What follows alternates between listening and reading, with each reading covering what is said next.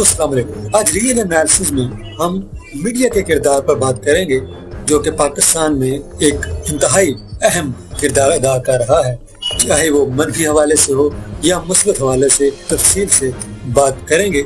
लेकिन उससे पहले मैं आपसे गुजारिश करूंगा कि हमारे चैनल को सब्सक्राइब करें और बेल आइकॉन पर क्लिक जरूर करें ताकि आपको हमारी वीडियोस बार बार मिल सकें।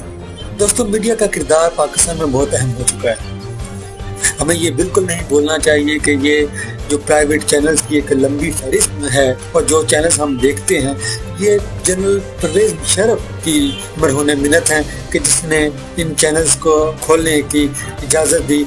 हालांकि उससे पहले नाम निहाद जमहूरी हुकूमतें थी, वो 10 साल रही, लेकिन किसी ने भी प्राइवेट चैनल खोलने की इजाज़त नहीं दी। ये कारनामा जनरल परवेज मुशर्रफ ने सर अंजाम दिया, इजाज़त दी ताकि वो अपनी राय का बरमला इजहार कर सकें, ओपिनियन मेक कर सकें, ओपिनियन शेयर कर सकें। लेकिन हमने ये भी देखा सबसे पहले इसने जनरल मुशर्रफ को ही अपना टारगेट किया। आज़ादी इजहार राय के नाम पे जो तमाशा इन चैनल्स ने आने वाले सालों में फिर लगाया उसकी मिसाल कहीं भी नहीं मिलती। आपने ये देखा कि एक तरफ ये रियासत को चैलेंज करते हैं और रियासती अदारों के खिलाफ बातें होती हैं, लेकिन दूसरी तरफ हम ये देखते हैं कि एक जो उनका स्पॉन्सर है उसके हवाले से ये नाम तक लेना गवारा नहीं करते। जी हाँ दोस्तों, मैं बात कर रहा हूँ मलिक रियाज के हवाले से।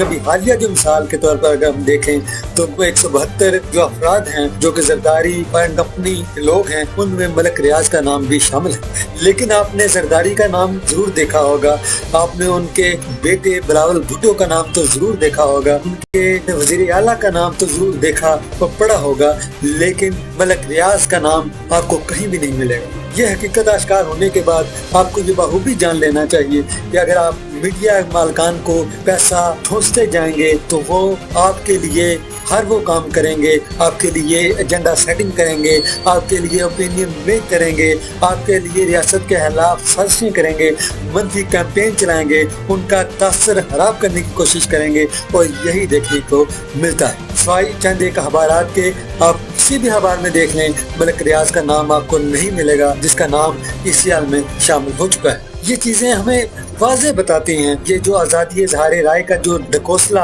हमारे मुल्क में जारी है इसके पीछे कोई हकीकत नहीं, रियासती अदारों को ब्लैकमेल करने का एक जरिया है। मीडिया मालकान के जिनके कई और बिजनेसेस हैं जो कि कई लिहाज से गैर कानूनी हैं, उन पर पर्दा डालने के लिए ये अदारे खड़े किए गए। फिर इससे ये एक तरफ गैर कानूनी कामों पर पर्दा डाला गया, जबकि दूसरी तरफ रियासत पाकिस्तान को ब्लैकमेल भी किया गया।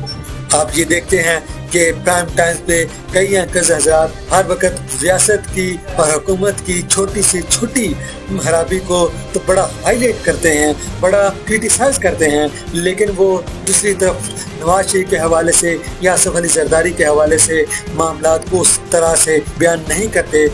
आज के लिए इतना ही, आपसे फिर बात होगी, उस वक्त के लिए इजाज़त। लेकिन इससे पहले हमारे चैनल को सब्सक्राइब करना ना भूलिएगा ताकि आपको हमारी वीडियोस बर वक्त मिलती रहे।